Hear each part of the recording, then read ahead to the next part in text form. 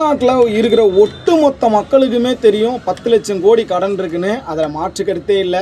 அண்ணன் சொன்ன வாக்குறுதி பார்த்தீங்கன்னா கிட்டத்தட்ட 12 லட்சம் கோடிக்கு மேலே போகுது.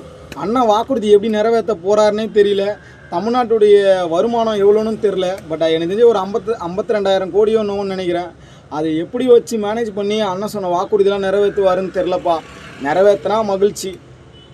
அண்ணா நீங்கள் சொன்ன வாக்குறுதியெல்லாம் பட்டுன்னு செஞ்சிருண்ணே. அப்போ தான் மக்கள்கிட்ட உங்களுக்கு ஒரு நல்ல பேர் வரும். செய்ய முடியுமான்னு தெரில. பட் ஆனால் எனக்கு செஞ்சு சாத்தியப்படி கிடையாது. பார்ப்போம். அண்ணன் செய்கிறேன்னு சொல்லிட்டாப்புல. இப்போ தான் ஒரு வாக்குறுதி விட்டாப்புல 500 யூனிட் யூஸ் பண்ணுறவங்களுக்கு தான் 200 யூனிட் ஃப்ரீன்ட்டு. அப்போனா 2,500 வாங்குறவங்களுக்கு எத்தனை ஆயிரம் ரூபா வரும்னு தெரியல. பட் இதெல்லாம் பார்ப்போம், பொறுத்திருந்து பார்ப்போம். ஏன்னா மக்கள் சிந்தித்து வாக்களித்து விட்டாங்க. அதில் மாற்று கருத்தே கிடையாது. மக்கள் சிந்தித்து தமிழக வெற்றி கழகத்தை தேர்ந்தெடுத்துட்டாங்க.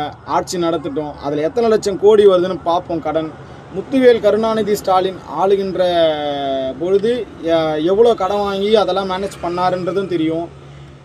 தமிழக வெற்றி கழகத்தின் தலைவர் விஜய் அவர்களும் எவ்வளோ கடன் வாங்க போகிறாருன்றதும் தெரியும் மக்களுக்கு. இப்போ கஜானா காலி ஆகிடுச்சின்னு எல்லாருக்குமே தெரியுண்ணே. இல்லைன்னா சொல்ல. நீங்கள் எவ்வளோ கடன் வாங்க போகிறீங்கன்றதை பார்த்துன்னு வாங்குங்கண்ணே. ஏன்னா 1 லட்சம் கோடியை வட்டி கட்டணுன்றாங்க. அதனால் பார்த்துக்குங்க.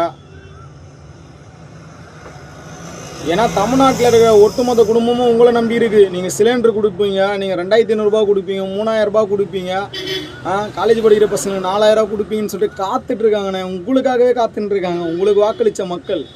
அதனால் நீங்கள் என்ன செய்கிறீங்க? 1.25 கோடி பேர் உங்களுக்கு வாக்களிச்சிருக்காங்க. அதனால் எப்படி நிறைவேற்ற போகிறீங்கன்னு தெரில. எனக்கு தெரிஞ்சு ஆல்ரெடியே விமர்சனங்கள்லாம் வந்துட்டு இதெல்லாம் சாத்தியப்படியான ஒரு வாக்குறுதியே இல்லைன்னு சொல்லிட்டு. பார்ப்போம் நிறைவேற்றுறீங்களான்னு சொல்லிட்டு. இந்த 5 ஆண்டு காலத்தில் இதை கணக்கு எடுக்கிறதுக்கே பார்த்திங்கன்னா ஒரு 2 வருஷம் கிட்ட ஆகிடும். அதுக்கப்புறம் ஒரு வருஷம் அது நடைமுறைப்படுத்துறதுக்கு ஒரு வருஷம் ஆகும். 2 வருஷம் தான் காசு வரும்னு நினைக்கிறேன். அதனால் யோசித்து பாருங்கள். சீக்கிரமாக கொஞ்சம் காசு போட்டால் நல்லா இருக்குண்ணே.